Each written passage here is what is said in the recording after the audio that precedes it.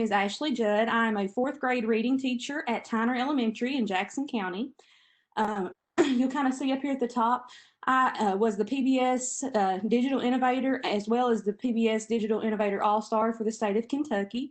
I'm a level 2 certified Google educator as well as a certified Google trainer, a Kentucky Go Digital leader, and this past year I also served as a Kentucky Go Teach ambassador. So I think Cynthia has the link for the slideshow that she'll be sending out. But if you want to go ahead and access this slideshow, you can follow this bit.ly right here. It's bit.ly/KET distance. So I will give you a few minutes to access that. And below that is my Twitter handle if you want to follow me on Twitter. Twitter is the greatest form of pocket PD, especially in the distance learning scenario that we find ourselves in. And my email address is down there as well. Okay, so we will go ahead and get started. For those of you that don't know, I am 36 weeks pregnant. So if I get a little winded during this presentation, that is what it is. We are more than ready for baby to come, but hopefully she does not come until this presentation's over. So we will go ahead and go into the slideshow. Hopefully you've had time to access that. Okay, so we just came out of a very interesting school year. We probably, I'm sure I could be safe to say that many of us never expected when we went into the classroom that we would be faced with something like this. And so, you know, in a matter of days, we were shifted into a digital platform that I would venture to say the majority of teachers were not exactly comfortable using. So as we go into this year, we already know that we're going to be facing some interesting circumstances again. Many of us, actually, I venture to say no one teacher in the state of Kentucky has probably got the same plan for starting the school year. I know some have already decided to go 100% virtual, while others have elected to give parents a choice or do a hybrid schedule. So whatever the decision of your school board was, it probably means that you are going to have a digital footprint in some way, shape, or form. So as I have done several trainings this summer, my one piece of advice to all teachers, all districts, from day one, we have to hit the ground running. So we have to start preparing for distance learning. Well, here it says the first day of school, but really we have to prepare for distance learning before school even begins, because it is going to be a part of our schedule and routine this year. Now, some things you need to know before preparing for your students on the first day. You need to be prepared. Get with your tech people. You need to have access in your accessibility. You have to have student usernames and passwords. It is so important that you are able to begin the login process and get children conditioned to log into their school accounts from the first day. I know typically first day of school, I'm an elementary teacher.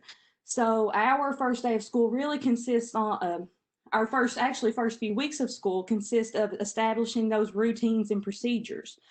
And technology really kind of goes on the back burner because we're trying to get kids used to our rules and our classroom. But with this new normal that we're facing, this has to become a part of our beginning of school routine. So from day one, it is important to get tech into the hands of your kids. I know a lot of people, when we left school, I believe it was around the middle of March last year, I had a lot of teachers emailing me saying, how do I get my kids in a Google Classroom? Well, the unfortunate answer to that question was you should have had your kids in a Google Classroom long before March. Don't try to play reverse. Try to be proactive and get these things in place at the beginning. Google Classroom. Now, I know so many schools. I have seen Schoology and I have seen Google Classroom. So many different options for to assimilate your classroom materials.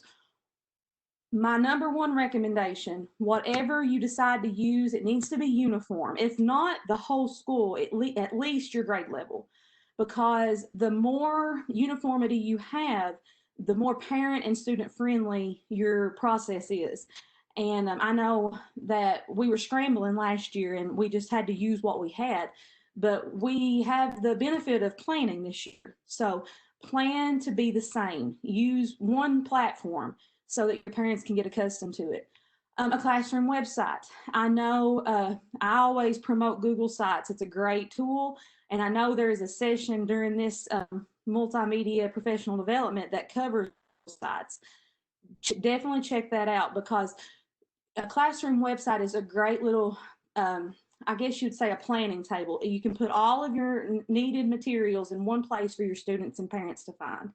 And also, you need to think about a parent notification system. How are you going to communicate with your students and your parents if the need arises that we have to go 100% completely virtual and you don't have that face-to-face interaction? So these are all things you need to think about when we are preparing to go into this unknown school year. We don't know what it's going to look like, but we can begin to plan these things to make it a little bit easier. Something else you need to think about: synchronous learning versus asynchronous learning. Now, some of you may or may not know what that means. We live in a very unequal, I don't really know how to put this. You have some parents who are very tech savvy, and students as well. And then on the flip side of that, I know I teach in a rural district. So what our technology abilities look like are very different. You know, the tools that these families have are very different. So you need to think about how you're presenting your learning material. Some children have the opportunity to log on and to participate with you in a live setting. However, with parent work schedules, and I know during the pandemic this past school year, we had parents who were shifted to a work home environment along with their students. And maybe they just had one device. So I had fourth graders whose parents had to have the computer from 8 to 5 as required by their work. So they could not log on to do my work until after 5 o'clock in the evening. So I had to make sure that I was presenting material in a way that both my students could access it live with me, but they also had the option to go at it later if their parents were having to use those devices. So synchronous learning is when the student can come on live and learn with you. They can actively ask questions just like they would in the classroom setting. Asynchronous learning is when they may have something in place to where they have to access that later. And it's important that you have the proper tools set up so that they get that same quality interaction and the same quality learning material as their classmates. We talked about that parent notifications, student communication. These are some things that have been very effective. The Remind app, a great way. It keeps your information safe, but also connects you to your parents and students. Something that I found very interesting during this new virtual learning thing that was the use of Facebook groups. Now, before this pandemic, Facebook was I guess you'd say, a bad word when it came to the school system. I know in our confidentiality trainings and opening day every year, they would stress how careful you had to be about what you put on Facebook. And it really was virtually a no-no when it came to teaching. But then we were shifted into this new unknown normal. And what we found was that parents who may not know how to use Remind, or they may not be comfortable using Seesaw, they were very, very experienced with Facebook. So a lot of these kids that we were contacting weekly and daily, we couldn't reach them unless it was through a Facebook message with their parents or something like that.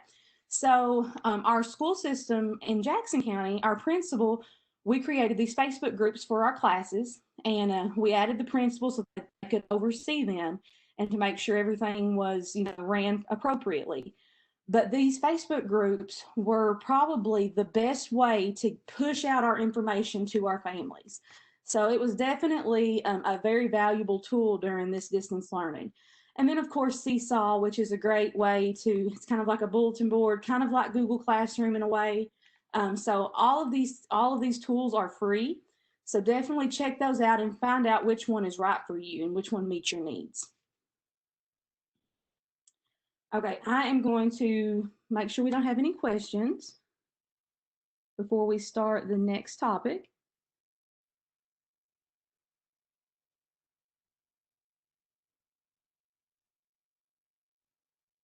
I have heard about ClassTag. I have not personally had experience using that, so I would be afraid to comment on that, but that is definitely one of those parent notifications worth checking out. And something else to keep in mind, a lot of these companies offered free use of their products during distance learning last year. And it's very likely that when we go back to school, that offer is not going to stand. So you may have used something that you really loved, but just keep in mind, just because it was free at the end of last year does not mean you'll be able to get that for free this year. And then I saw a question about Google Classroom. Okay, it's just a comment. Okay, so we are going to jump right into Google Classroom. Now, Google Classroom is what I choose to go with. It is a free tool from Google, from G Suite, and it's kind of like your bulletin board, your work collector, your announcement board, your discussion board. It's kind of all rolled into one. Grade book. So it's kind of like an all-in-one tool. Now, when I said earlier that it's important that you hit the ground running this year, now I am scheduled to have my little girl on August 11th. Excuse me. Okay, I am scheduled for a C-section on August 11th, and that has been a really big point of stress for me because our school year is slated to start on August the 6th. And I had kind of alluded to you before, when distance learning started last year, I had all of these teachers that were contacting me wanting to know how to get their students into a Google Classroom when they're already at home. And that is a very big feat, and it's not one that I would recommend. So when I say hit the ground running, this is the number one thing that we want to focus on. We want to get those kids into a Google Classroom, walk through our door. Now, there are two ways to add students to Google Classroom. You can invite students by email. Now, if you are a high school or a middle school teacher, that could be a really good option for you. But I do not recommend that option for elementary students because typically we are just introducing technology in elementary. And I know in 4th grade, we have introduced email and how to access it, but they're really not proficient in using it. So for elementary students, I recommend the class code. And here's how this would look. And I've got screenshots here to show you how to add all of that. When you log into your Google Classroom, and if you want to go ahead and open up a Google Classroom, feel free to do that. Now, to get to Google Classroom, there's two ways to do that. If you go to google.com, up here in the waffle, you're going to click on that, and you can click on the chalkboard. Or if you come up here to your address bar, you can type in classroom.google.com. Either one of those ways is going to get you to Google Classroom. Now, if you had a Google Classroom for last year, go ahead and open that up. If you didn't, to create the Google Classroom, you are going to go to this plus sign right here. When you click on this, it's going to give you the option to join a class or create a class. Now, your administrator may have a class for all staff, and you would join that class. But if you are the teacher of the class, then you're going to want to create a class. Now, notice this, this little pop-up ad that comes up here. It asks me if I want to link the class to SIS. Now, this is something very new, and I just found out that that KDE has done this year. And I hope I'm not misspeaking this, but I believe KDE has provided the service to where Google Classroom communicates with Infinite Campus. Now, I've not tried this yet, but if they communicate, rather than having your kids have to enter this code like I'm about to show you how to do this, then you're just going to be able to go into Infinite Campus and retrieve your class list, and it's automatically going to enroll those students in that Google Classroom. And that is a huge game changer when it comes to getting all of this set up. It's one click of the button rather than having 75 kids, making sure that they're entering the right code and making sure everybody's in the right classroom. So this is a great option that's being provided for distance learning. So I'm going to skip this for right now. If you are creating class, you will go in here and you'll just title your class.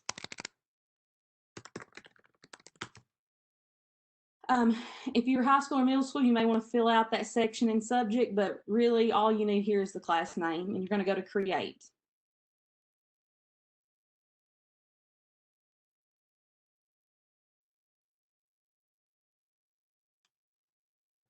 Okay, now, in order to get your kids inside this classroom, the way that I do this, they all have their Chromebooks, and I show them how to access Google Classroom just as I showed you guys earlier.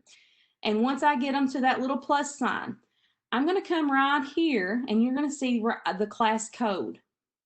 Now, obviously that's a very tiny class code. So I have my smartboard turned on and I'm going to click this little box here and it makes it bigger. They're going to add that code and that automatically is going to import their name and their information into this Google Classroom.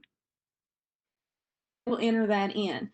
Now, on the student end of that, it's going to look like this.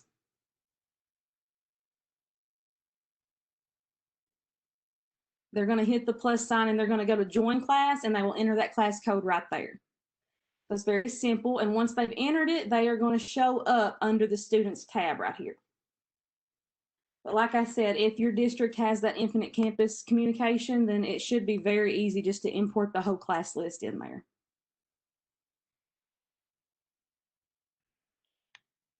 All right, tip, make sure all students are enrolled before distance learning begins. Make this a priority. Now down here below, do not give your classroom code out to parents.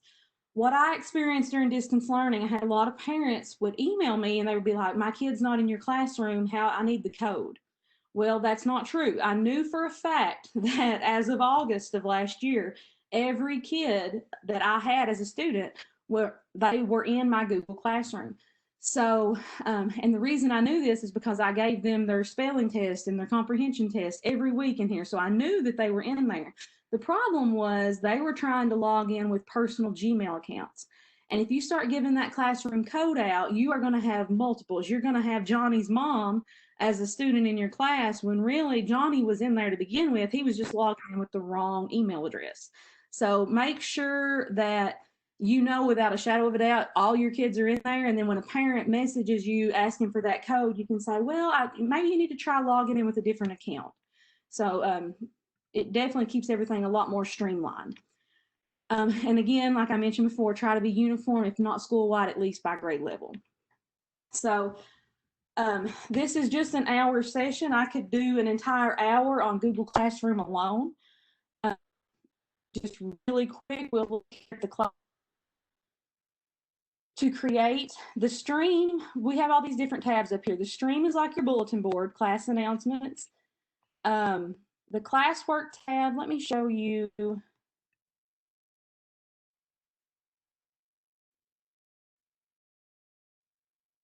So here's what my classwork tab looked like at the end of last year, and you'll see all these NTI assignments. To create an assignment, you're just going to go to create, and you go to assignment. You can use this add button and pull anything in from Google Drive. You can upload YouTube videos. The cool thing over here, you can assign it to different students. So if you are wanting to differentiate in your distance learning, then you can assign to different students that, and then they don't know that they're receiving something different than their classmates. So that's definitely a cool feature. You can also use the topic feature, and that's what I did right here. Topics are kind of like those listings that you see right here. So all of NTI Day 4, this is my topic, and these are my assignments. So the topics are a way to organize. And then you have your grade book. So I'm not going to click on this because this is actually my students from last year, so it's got confidential information in it. But it actually will go through each student and show what they made on each assignment. So a very cool little feature there. So that's just kind of the very basics of Google Classroom. Looking at Google Meet now. So we talked about that synchronous versus asynchronous learning, synchronous being live. Google Meet, and this is what our district has elected to go with this year for our distance learners. And Google Meet is basically similar to the platform we are on today. It is a live meeting application, and it also gives you the option to record. Now, Google,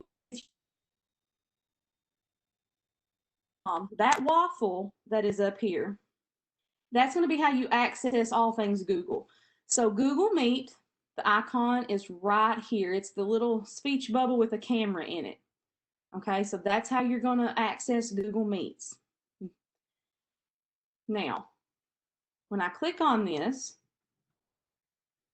it gives me the option to join or start a meeting. I'm just going to kind of show you what it looks like. We'll do this. We'll call it KET.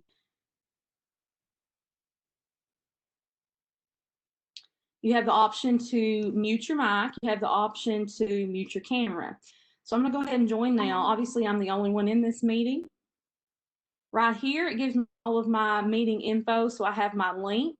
I can add people by email address if I want to, or I can copy this link and I could post it to that Facebook group. We did that a lot last year with our fourth graders, if they needed access to that. Maybe you need to have a Google Meet with a parent.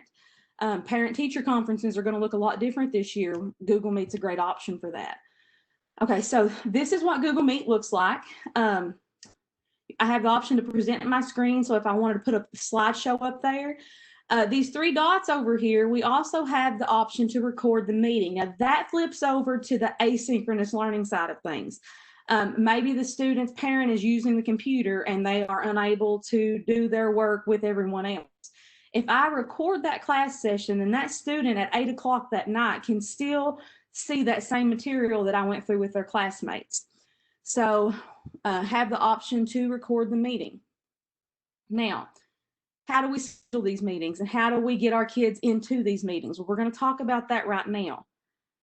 So there are actually 3 ways that you can schedule a meeting with your students that I recommend. Google Classroom, sometime around March or April, rolled out this new feature. And this is within Google Classroom. So obviously, theoretically, all of your kids are already in a Google Classroom. Once you get them in there the first day, you've made sure that they're in that Google Classroom.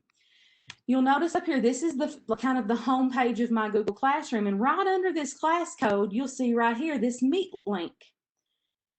This is what your kids see. This, because I checked, my son was in 4th grade last year, and so I had him pull up his because I wanted to see what he saw on his end.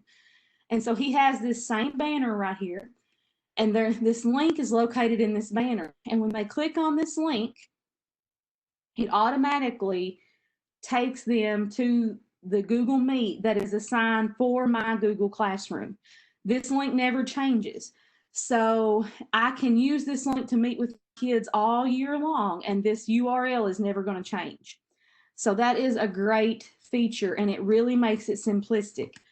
Now here's the cool thing about this. Let me see if I can find it on here. I'm going to skip a slide. Oh, no, right here it is. The safety feature.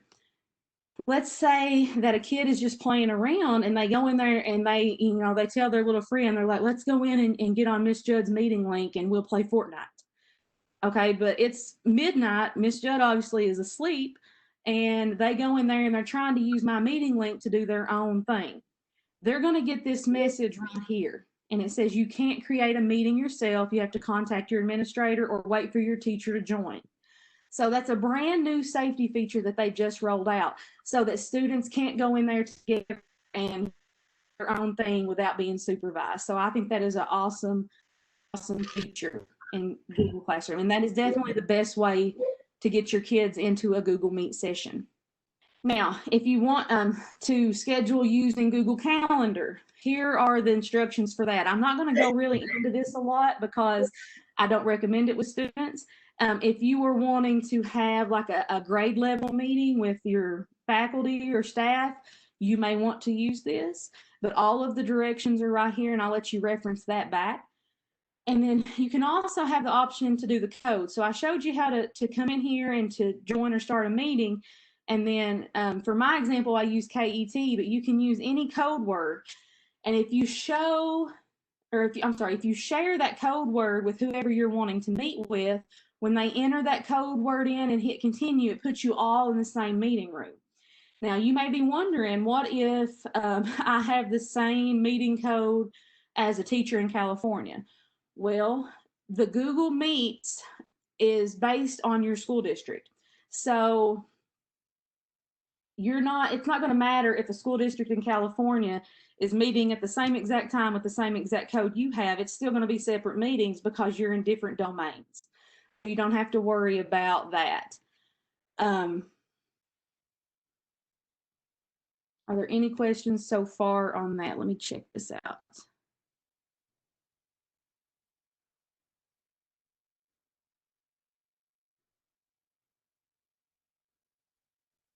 You had a question from Jillian Anderson that asks, with librarians, would you suggest that we just join all the teachers' classes or create your own classroom?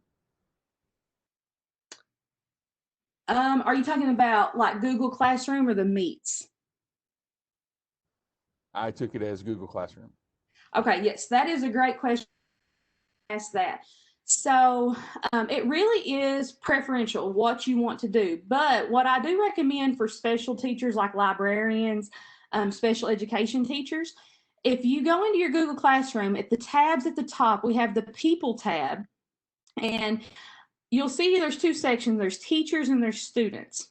I have the ability to add co-teachers. So if I come over here to this little person with the plus sign and I click that, I can type the name of the co-teacher, and this is one of my team teachers, and I can add her to my classroom, and when I hit invite, then she has access. Her name is going to show up below mine, and she's going to have access to add assignments, to view grades. And then remember, when we were posting that classwork, especially for special education teachers, when we were posting classwork, if she wants to go in and create a progress monitoring assignment for one of her students, she can come over here, and right now all students are selected, but if I unselect those, she can come down here and find the student that she wants to assign that to. And so it's only going to go to her assigned student rather than the entire fourth grade. So that is a great option, and that was a great question. Because obviously, if you're a school librarian, you've probably got 500 to 600 kids, and would have 20 to 21 classrooms potentially. So added as a co-teacher is definitely a great alternative to that. So that was a very good question. Now, going back to the Google Meet,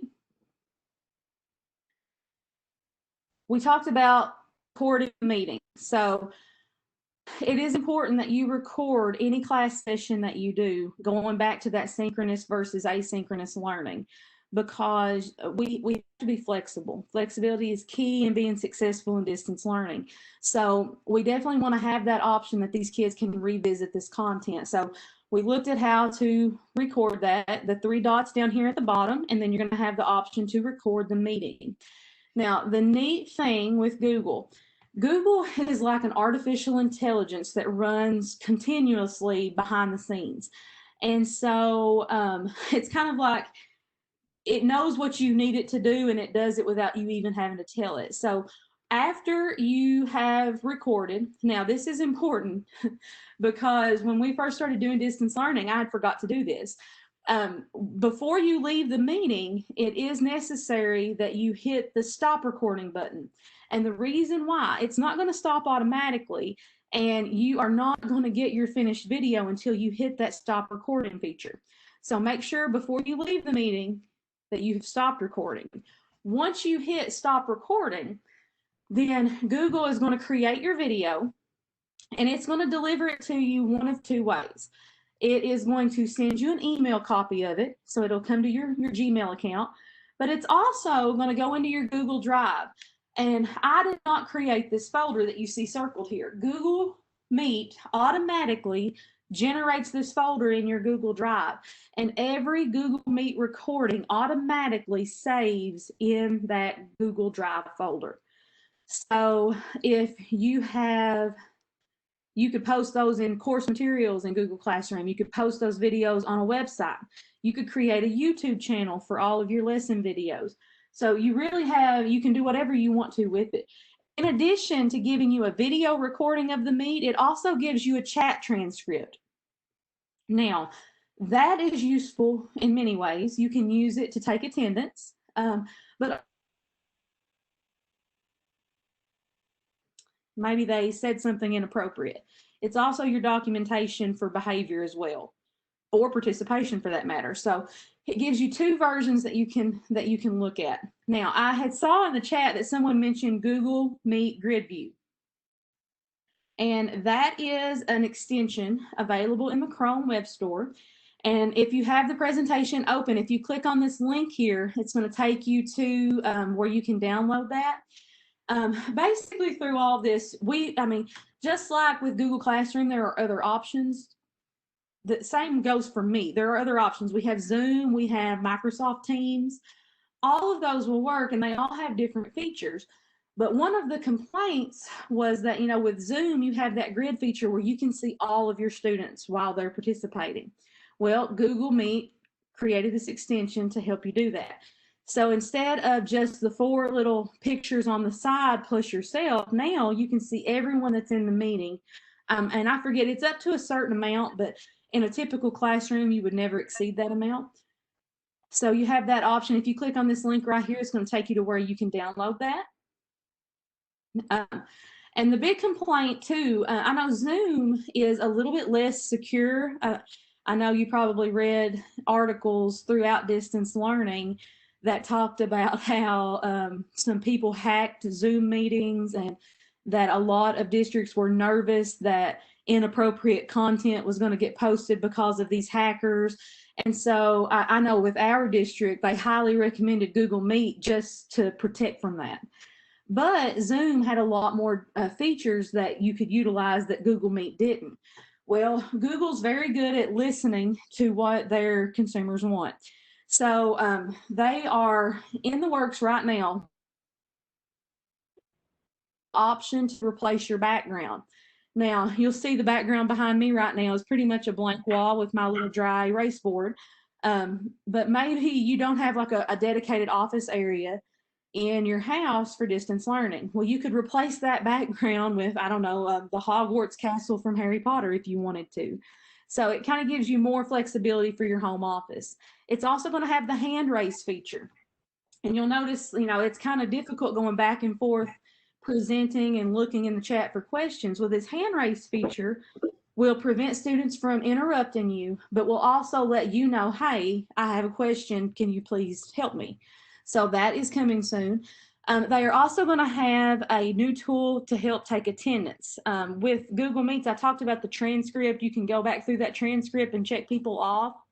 But really, it's kind of difficult to take attendance with Google Meet. You have to be very attentive. And you'll notice, like, in our meeting today, our numbers keep fluctuating because obviously with a virtual platform, people get kicked off, they lose connection, and they're on and on again, off again. So it's really challenging to get that attendance accurate. They're also going to have the option for breakout rooms. Now, I know when we go back into the classroom, even if we are teaching in seat, our classrooms are going to look a lot different due to social distancing. And small group, I know, is a big concern for a lot of teachers in my district. They were like, my classroom is so dependent on small groups. How can I do this and still maintain social distancing? Well, you can put a digital spin on it through these breakout rooms, and that's where we're all together here, but then I can assign certain students to go into certain breakout rooms and put a time limit on it, and then the time limit will all come back together. So while they're in those breakout rooms, 4 students working together. They're also working on a question and answer feature, a polling feature, and moderator controls. And those moderator controls are very important because as of right now,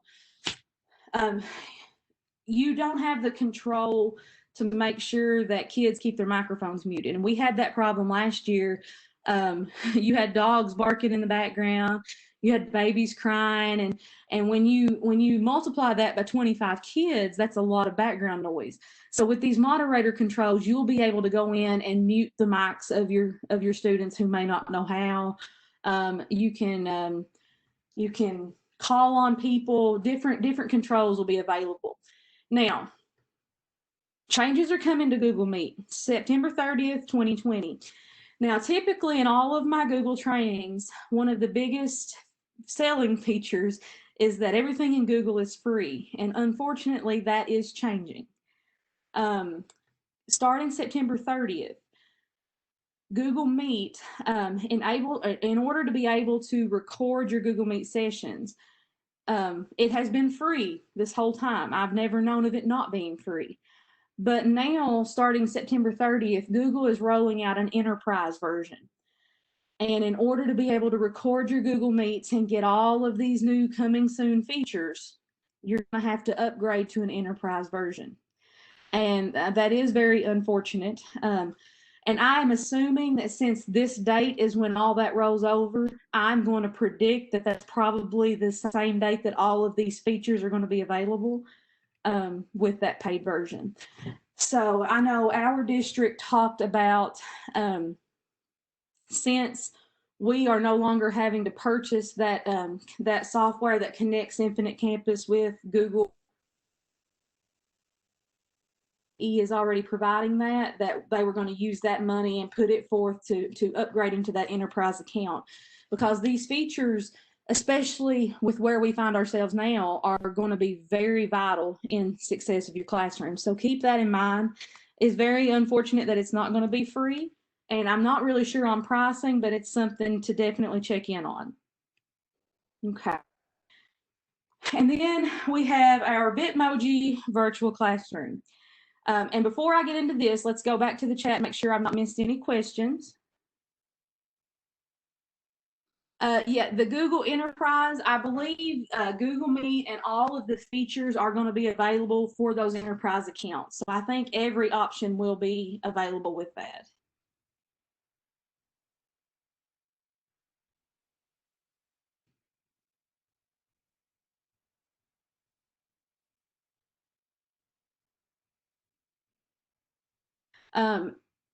Brenda, you said that you weren't able to see your students and your presentation.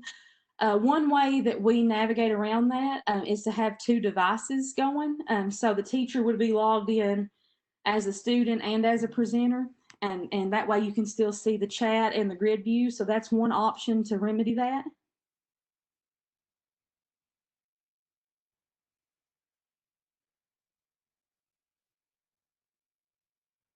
Is there any more questions that I missed? The chat keeps moving down and I can't.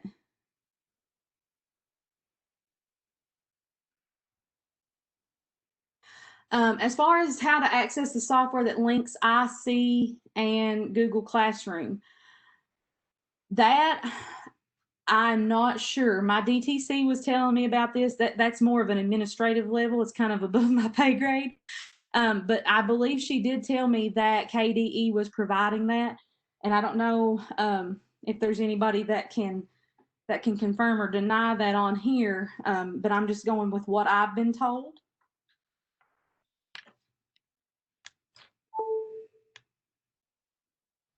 Any more questions?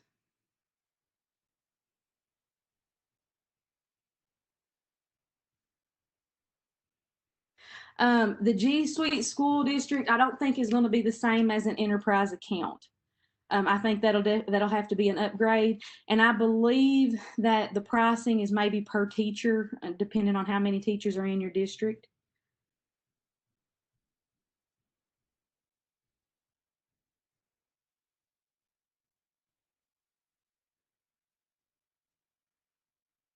I think that's all the questions I see.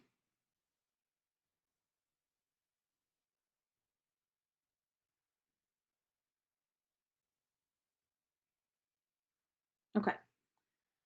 All right, so Bitmoji Virtual Classroom. I've saved the fun stuff for last. I am sure that a lot of you have seen Bitmoji. If you have not, It is actually started out as an app.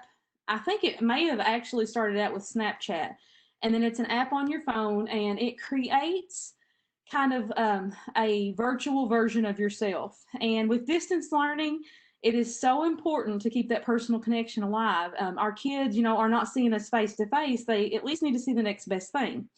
So you give them the feel of your classroom from their own home.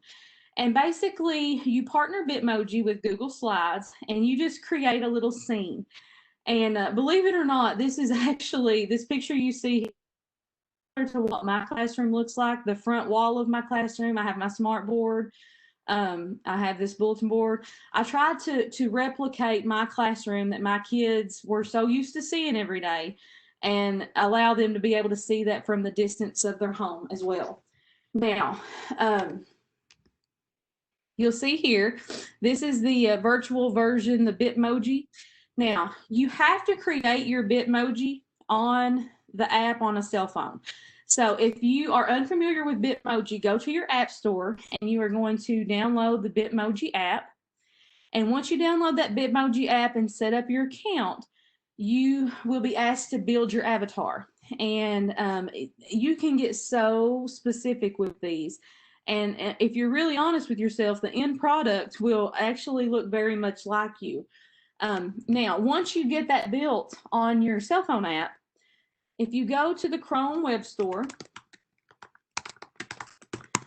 you can find the Bitmoji to add to your toolbar so that you can use it with your Google Classroom, your Google Slides. You can use those images. So you're just going to search for Bitmoji. And obviously it'll say add to Chrome. I've already gotten it. And then once you add it to Chrome, up here in your toolbar, you will see right here the Bitmoji icon. Now, when I click on that, now keep in mind, you have to build the Bitmoji from your cell phone. It will not let you build it from this toolbar icon. So it gives all of these different variations of my Bitmoji. So I'm going to come over here and I can right click, copy image, and then I can come back to my presentation and I can paste that image in and I use that as clip art. Okay. So that's kind of what makes it personalized. Now you'll notice here, we're going to go ahead and click in, and this will actually take my virtual classroom. Now, once you create these, you can interchange out the materials that you're posting in there. And you'll see all the different boxes. It takes a little while to load because there's so much interactive stuff in here. Now, this is a blank Google Slides presentation. Now, here on my smartboard, during distance learning, we did a read aloud with numbered stars. And so I uploaded my video on my smartboard here of the read aloud. You'll see it has the book pages, and then when they click play,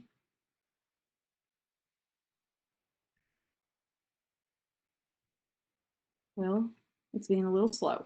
Okay, chapter 10. Let us open the casket. I am so excited to see what is in this casket. You are all here now, Uncle Henrik said, looking around the living room. I must go. So now the kids have the feeling that they are sitting in their desk in my classroom. They're looking at the smart board as I present the lesson. So whatever you're going over here, you can put that on your smart board. Now this was, this read aloud, this is kind of an off note, but this was recorded using Screencastify. If you can catch a session on that today, I highly recommend it. That was probably my #1 go-to tool for distance learning. I use Screencastify to record the videos and the lessons. As well as for the read alouds, I use the Kindle Cloud Reader. That's how I got the pages for the work. I purchased the book on Amazon Kindle, and then used Screencastify to record my voice reading the pages, and then uploaded it to my YouTube channel. So definitely something to keep in mind when you are developing those distance learning lessons. On my bookshelf here, I have all of these links. So when you click on these icons, They can log into their iReady. They can log into Read Theory. And all of these links take them directly where they need to go. So it really eliminates the kids saying, well, hey, Miss Judd, I can't do my iReady lesson because I don't know how to log on. I can't get there. So by having all these links ready to use, they just click and they go. So all of these ready to use links, Google Classroom, same thing. We're linked here. And once they click that, it's going to take them to their Google Classroom if they're logged in. If they're not logged in, it's going to prompt them to log in. Right here is kind of like our agenda for the day. You know, today we're reading chapter 10. You could have, I've seen a lot of people do choice boards here, which is a great alternative. But it's just a fun way to bring your classroom to their homes. Now, on this page, I will warn you, when you start working with these Bitmoji virtual classrooms, it is very addicting. You can sit down and start playing around with it, and when you look up, literally 3 hours have passed because they are so fun. And you can personalize them, you can decorate them, you can create different scenes, you can create different rooms. I know I've seen math rooms and reading rooms, manipulative rooms, brain breaks, choice boards. I mean, it really is endless. The possibilities are endless of what you can do. So if you have this, I would recommend you to make a copy of this presentation. I've added some resources here because obviously, you know, we are limited to how much time we have together today. I would love to show you all of the things that are possible with this, but there's just not enough time. So some things I want to point out to you in the resources here. If you are on Facebook and you have not yet followed this group, Bitmoji Craze for Educators. I'm talking inspiration everywhere. People share virtual classrooms they've created. A lot of people are doing TikTok videos with Bitmoji now. They are making movie trailers to get students excited about the upcoming school year. I mean, it's ridiculous how many great ideas people are putting out there on this Facebook group. So I would highly recommend when we finish here today, go add yourself to this Facebook group. It is amazing. This is a really cool little resource. If you notice in my classroom here, I have all these clip art images, and you'll notice they don't have the white background. And I don't know if you've ever tried to create a Google Slides presentation, but it's hard to get creative and find images that are transparent with no background behind them. So this little resource tab here is a Google Slides presentation of all of these different images that already have the backgrounds removed. So you can actually go into this. It's going to ask you to make a copy of it because this is obviously made by someone else. But when you make a copy of it, let's see if I've already got it open. I don't. But when you make a copy of it, you can just go in and copy the image and paste it into your own slideshow presentation. So it's already done kind of the work for you. Now, if you can't find an object that you're wanting to add and you can find it on here, this website was amazing when I found this. It's called remove.bg. And the way it works, you are going to, when you type in remove.bg, it brings this up. You're going to go up here and click on remove background. You're going to upload an image. And I was playing around with this last night when I was building something. So I'm going to go to my downloads because you'll just go to save image as. So like, let's say I wanted this softball glove, but I just want the glove and I don't want the background per se. So when I upload that image, it automatically removes that background and just gives me the object. And so then I right click, I copy the image, and then when I come over here and I paste it into my slideshow presentation, I think my computer's being very slow today. It only gives me that image that I'm wanting. So that is definitely a very cool tool to create even aside from virtual Bitmoji, it is amazing for slideshow presentations because it's very hard to find those images without the background behind them. So definitely a cool tool. Some other ways that you can use this Bitmoji tool. You have, I know icebreakers are going to look different for us at the start of this school year. I created this one.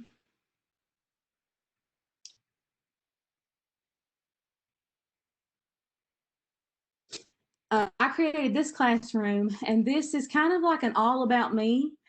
But in fourth grade, we're really wanting to teach those skills of inferring and drawing conclusions. So here are all of these clues about me, and the kids are going to look and analyze this scene. And then they are going to come over here, and I have created this little worksheet here. They're going to make a claim about Miss Judd. Then they're going to show their evidence of what made them think that, and then they're going to give their reasoning. Now, I'm sure when you see this document, you're thinking this is exactly what they're going to have to do on K-Prep. And if you use this as an icebreaker, it's a great way to make an introduction to this skill and get them prepared for it. So that's definitely a cool way to use the virtual classroom. They can see here, I love U.S. history. I love history in general. So I've got different little pieces here. My 3 favorite figures from probably history. I love to travel, favorite TV show, favorite sports. I mean, just little clues everywhere that they can infer things about their teacher. So it's a little fun icebreaker activity. I've seen a lot of people also create class apps for mobile devices. And so that is where you create a Google slide that they can bookmark on their cell phone, and they can tap these buttons to get this information that they may need to be successful in your class. Obviously, we're not going to have time to go into how to build this, but you can actually find these class app tutorials on YouTube. Here, I know we're running out of time to get any more questions, but these are all from the Bitmoji Craze for Educators. These are just little inspirations, and they're all linked. So if you want to click on these, you can go. We have digital planner notebooks. We have hallway scenes. We have the Storyline online library that they've created using Google Slides. We created posters to post in the classroom about keeping yourself and others healthy using Bitmoji. So any of these brain breaks, all of this whole room is brain breaks. So just different little kind of inspirations to kind of get the creative juices flowing. Here we have some tricks when you go to build yours and how to actually share those out to your students. And this is the tool that I really want to point out because you're going to want to come back and reference this. We were very limited in time today, so we didn't really get into the hands-on building of this. But if you click on this white document right here, this is the Bitmoji how-to master list. If you need to know how to do it with Bitmoji, then the tutorial is linked to this paper. So definitely make use of this resource. When you click on it, it'll take you to this PDF, and this will take you as deep as you want to go.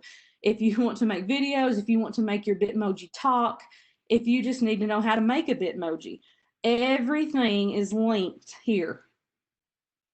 Now, if you have a question and it's not found on this, feel free to email me. I love when I hear from teachers that have attended trainings. I'm more than willing to help you any way I can.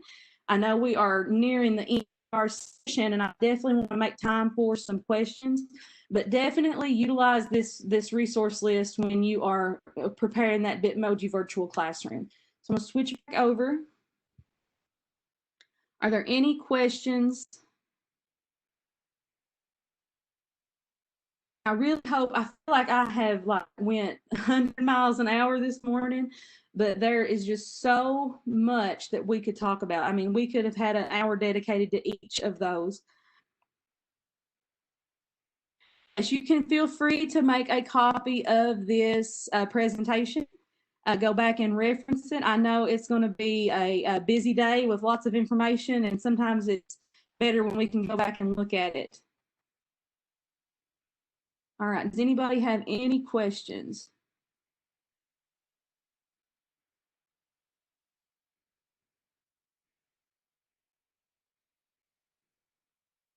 And feel free to unmute if you have a question, because the chat's rolling and I don't want to miss your questions. Can you hear me? I sure can. Okay. Throughout this, I've only been able to use my phone. So it's been really hard for me to see a lot of this stuff. Uh-huh. So I just want to make sure that you knew I was online. Okay. So I'm going to have to somehow pull it up. Yeah, so we can you go back in and look at all the slideshows. Is that what we can do? yes, the address is bit.ly/KET distance, and that will pull up the slideshow. And Brian or Lynn or Cynthia, will this be recorded for them to go back and rewatch? Yes, we apologize for all the technical issues with the audio for some people. We are recording all these. We are also gathering all the links and all the information from the presenters, and we'll have them posted at a later time to our website with a nice little collection for you guys to go back through and to get all these links and so forth. Okay, so you're going to Awesome. have the bit.ly. I mean, I can't see it. I don't know where it's at. So you're going to post that on there somewhere so we can go back Can and you, look at it? right here, tell me if you can see this. I've got it on the slideshow here. Can you see this right here? bit.ly/KET distance. Okay. Yes, ma'am. Thank you so much. You are very welcome. And guys, I have enjoyed my hour with you this morning. I encourage you, take advantage of this PD. This is one of the best PDs you will get information. I hope that you can take something away from this morning that will help you in the upcoming school year. And I wish you all the best of luck. And I appreciate you guys to spending your morning with me, and just good luck this year and have a great school year. Thank you all, and we will leave this up, and we will continue to post the session link in the chat window. Ashley, thank you. You were awesome, and Thank you. everybody have a wonderful day.